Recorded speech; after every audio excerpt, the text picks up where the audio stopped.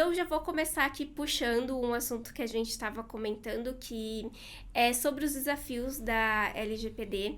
E um deles que a gente comentou aqui é esse gap entre o jurídico e o tecnológico, que você comentou que é muito interessante, que os dois precisam andar de mãos dadas, né? Porque o jurídico não consegue trazer completamente a LGPD para dentro das empresas, assim como a parte tecnológica também não.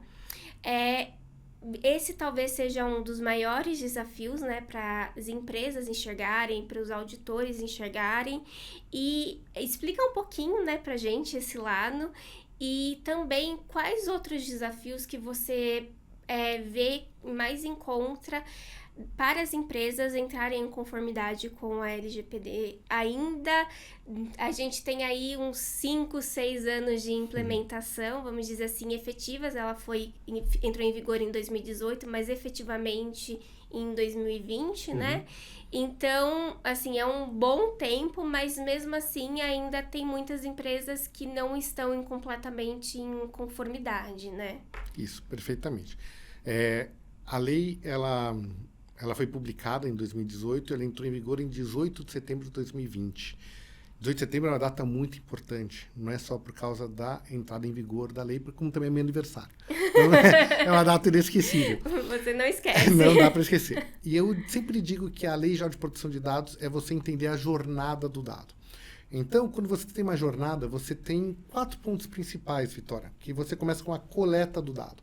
Então, como é que você está indo atrás dessa informação, desse dado e trazendo para a sua empresa, né? Depois que você coletou essa informação da forma apropriada, da forma legal, dentro dos princípios, existe o princípio da adequação, o princípio da necessidade, ou seja, eu não vou coletar um dado excessivo seu, eu preciso coletar um dado para prestar o meu serviço. Então, eu trago esse dado, trouxe. Depois que eu trago o dado, que eu coletei o dado, eu tenho o tratamento do dado. Ou seja, para que eu vou utilizar essa informação para o meu negócio, para o meu serviço, para o meu produto, né? Para prestar um serviço. E depois que você tratou essa informação, você tem 2 variáveis depois. Ou você armazena, você tem que armazenar essa informação, e daí as ferramentas tecnológicas são muito importantes, e também o compartilhamento. Então, você vai pegar essa informação e vai compartilhar com um terceiro, com um fornecedor, com um prestador de serviço, ou com alguém do supply chain, né, da cadeia de fornecimento. Então, você fica dependente de você ter todo esse fluxo seguro. E a segurança deste fluxo envolve 3 pilares muito importantes. O primeiro pilar, ter bom recurso humano, ter bom treinamento. Quer dizer, a equipe tem que estar treinada e saber o que fazer com aquele dado, aquela informação, da forma apropriada. Segundo ponto, tecnologia. Você precisa ter, então, uma tecnologia, pessoas, tecnólogos, para dar suporte para que essa informação trafegue da forma mais segura possível, né? Que tem aquele famoso DIC, né? Que é disponibilidade, confidencialidade e integridade. Então, o dado tem que fluir com essas 3 características: disponibilidade, confidencialidade e integridade. E, por último, você tem recursos humanos, você tem tecnologia e, por último, processos. Então, os processos estão bem mapeados. Você identificou como é que é a jornada de dados no departamento, por exemplo, do RH, departamento comercial, né, de logística. Então, todos esses departamentos, eles compartilham e trafegam dados. Então, você vê que tem universos muito diferentes que só um advogado não vai entender. Ele vai pegar uma parte disso, mas o tecnólogo vai pegar outra. Por exemplo, quando eu entro com um processo dentro do RH, dos recursos humanos, para fazer a governança dos dados dos colaboradores, a gente precisa ter um profissional que entenda de RH, que não é nem um advogado, e não é nem um tecnólogo, é alguém de RH. Porque ele vai entender como é que você vai coletar, como é que você faz uma seleção de candidatos, por exemplo. É um ponto, é uma coleta. Veja, quando você coleta uma seleção de, né, um currículo, depois você tem que tratar esse currículo, você vai compartilhar esse currículo ou não, e depois tem que armazenar. Então, essas 4 variáveis da LGPD. E com isso, então, você precisa ter um profissional híbrido, né, ou uma equipe.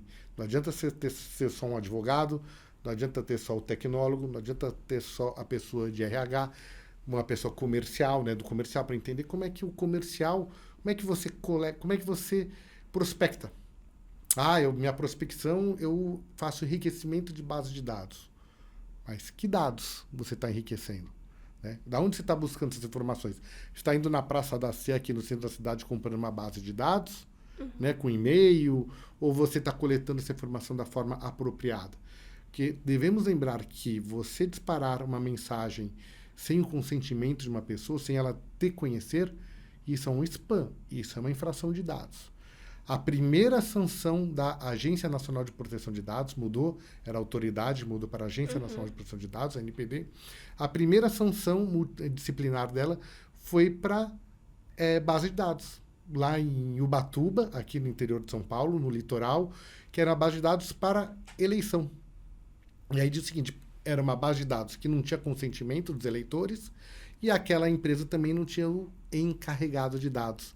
Né? Para quem trata, coleta, armazena e compartilha dados, a empresa precisa obrigatoriamente ter o encarregado de dados, que é a pessoa que se responsabiliza pela gestão e pela governança dos dados na empresa. É.